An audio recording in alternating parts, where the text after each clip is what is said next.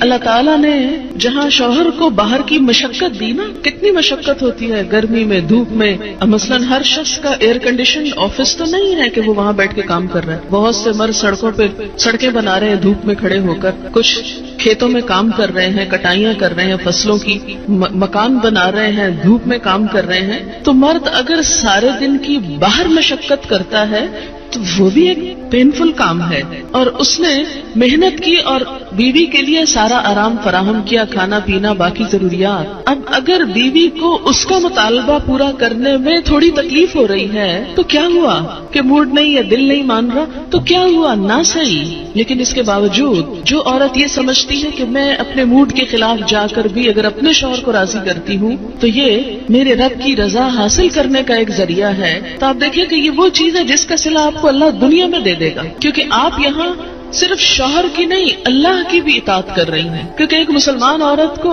اس کے رب نے یہ حکم دیا ہے. اور اس میں وہ حدیث آپ نے سن رکھی ہوگی، نبی صلی اللہ علیہ وسلم نے فرمایا جب مرد اپنی بیوی کو اپنے بستر پر بلائے اور وہ نہ آئے تو صبح تک فرشتے اس پر لعنت کرتے ہیں. ٹھیک ہے اس میں کہ اگر بیوی بیمار ہے یا اسے کوئی ایسی تکلیف ہے یا کوئی جینوئن ریزن ہے تو اس میں اللہ تعالیٰ بے رحم نہیں ہے کہ وہ دیکھ رہے ہیں کہ ایک عورت بخار میں پڑی ہے اور اس کا شوہر اس سے مطالبہ کر رہا ہے اور عورت نے نہیں مانا تو اس پہ لعنت بھجوانی شروع کر دی جائے. نہیں، یہاں ایک نارمل حالات کی بات ہے.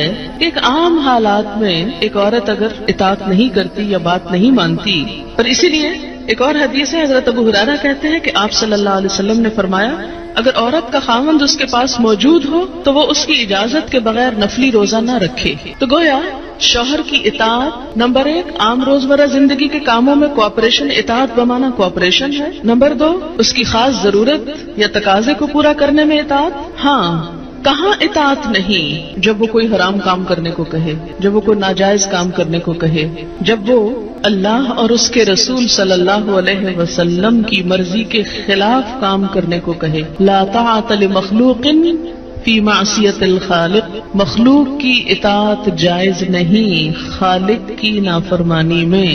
اگر اللہ تعالیٰ کسی کام پہ ناراض ہے وہ اطاعت جائز ہے. بہت سی خواتین کو دیکھا ہے جہاں اللہ کی نافرمانی ہو رہی ہے وہاں تو شوہر کی بات بھاگ بھاگ کے مانی جا رہی ہے، اس لیے کہ وہ اپنے نفس کے مطابق ہے نا.